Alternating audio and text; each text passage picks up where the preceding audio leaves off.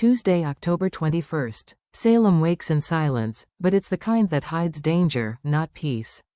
Whispers drift through hospital halls, shadows move behind DiMera doors, and everyone's asking the same question they're too afraid to say out loud. What happened last night? The fallout isn't over. It's just changing shape. Secrets are trading hands, loyalties are twisting, and by nightfall, the calm will crack wide open again. Because in Salem, silence isn't safety, it's warning. In the pale morning light, Gabby Hernandez and Theo Carver stand across from one another in the DiMera courtyard, not as enemies, but as two people who finally run out of strength to keep fighting. They share the same bloodline through the tangled DiMera web, but their worlds couldn't be more different. Theo, calm but guarded, carries the quiet pain of a man who's seen too much. Gabby, bold and sharp-edged, hides exhaustion behind her defiance. Their conversation begins with sparks, accusations, eye rolls, and that familiar pride that's kept them on opposite sides for years. But something shifts. Beneath the armor, truth slips out. Gabby admits she's tired of being seen as the villain. Theo confesses that pretending not to care has become unbearable. For a fleeting moment, anger turns to understanding, not peace, but something dangerously close. And from the DiMera mansion window above, someone watches, realizing this fragile truce could rewrite the entire family dynamic. Because in Salem, even a quiet alliance can ignite the loudest war. And when two former rivals begin to see eye to eye, someone else is always about to lose everything. Across town, the atmosphere couldn't be colder. Inside a dimly lit office, Xander Kuriakis storms in, anger in his eyes, guilt in his voice. He's just lost everything that mattered. Sarah Horton has thrown him out, and the truth he's been hiding has finally caught up to him. Now, he's looking for someone to blame, and Philip Kuriakis is the easiest target. What do you know about the blackout?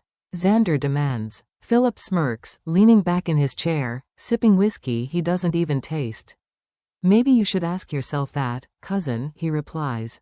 A glass shatters. Tension explodes like fire in the air. But underneath the rage, both men feel it, something else is at play. They're being manipulated, pushed toward each other like pawns on a board neither of them controls. Every accusation, every threat, every silence is exactly what someone wanted. Because somewhere above their fury, E.J. DiMera is listening, calculating, waiting, and by the time Xander and Philip realize they've been played, the damage will already be done. In Salem, anger is a weapon. And sometimes, the person you're fighting isn't your enemy, they're your mirror. Back at the hospital, the chaos of the previous day fades into quiet, but the silence is deceiving. Inside Marlena Evans' office, Sarah Horton sits in stillness, her hands shaking slightly as she tries to find the words. This isn't about medicine. It's about heartbreak. She's lost faith, in love, in truth, and most of all, in herself. Every promise Xander made has turned to ash, and now she's left wondering who she became trying to believe him. Her voice cracks as she admits, I defended him, Marlena. I fought for him, and for what? Marlena's gaze is gentle but piercing. Because sometimes, she says softly, we cling to pain because it's the only part of love that doesn't leave. Sarah exhales, defeated yet alive again, like someone waking up from a dream she didn't want to end. But as she rises from her chair, something changes in her eyes.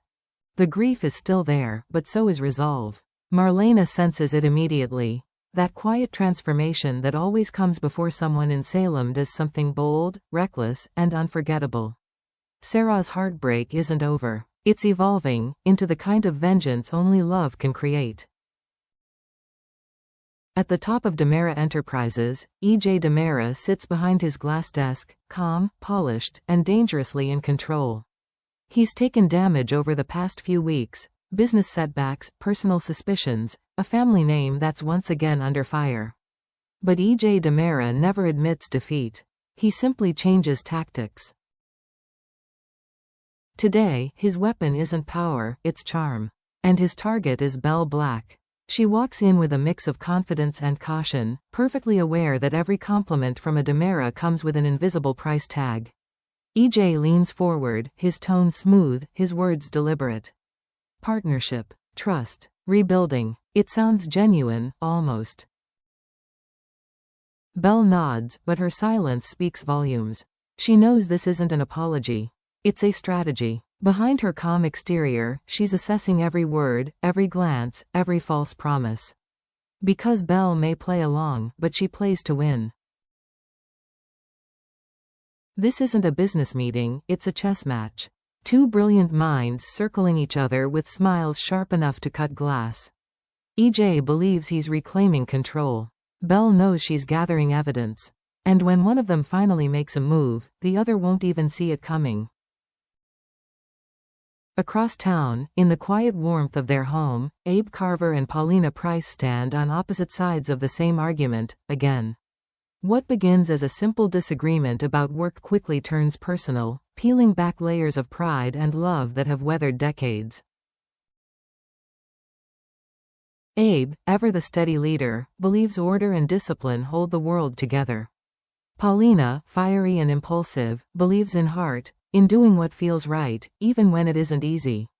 Tonight, those two philosophies collide. Paulina's voice shakes as she accuses Abe of letting duty come before love. Abe, his patience thinning, insists that leadership sometimes means saying no to the people you care about most. For a moment, silence fills the room. Not anger, just the quiet ache of two people realizing how hard it is to lead and love at the same time. Paulina turns away first. "We'll talk later," she whispers, but her tone carries more heartbreak than promise. Abe watches her go, regret heavy in his eyes. He knows she's right, and that being right has never hurt this much. Because in Salem, power always costs something, and sometimes it costs the heart. As night settles over Salem, the city exhales, uneasy, restless, waiting. Windows glow, secrets breathe, and behind every door, someone lies awake replaying the day's choices. EJ DiMera thinks he's regained control. Belle Black knows she's one step ahead. Abe and Paulina drift apart, each wondering if love can survive another storm. And somewhere in the distance, Sarah Horton stares out a hospital window, the reflection of her heartbreak slowly turning into something colder, resolve. Every truth uncovered today has left a scar. Every lie told tonight will bloom into chaos tomorrow. Because in days of our lives, truth isn't salvation, it's gasoline. And once it ignites, no one walks away untouched. So, Days fans, who burns first? The lover? The liar? Or the one who finally decides to stop pretending? Stay tuned. Tomorrow, Salem pays the price.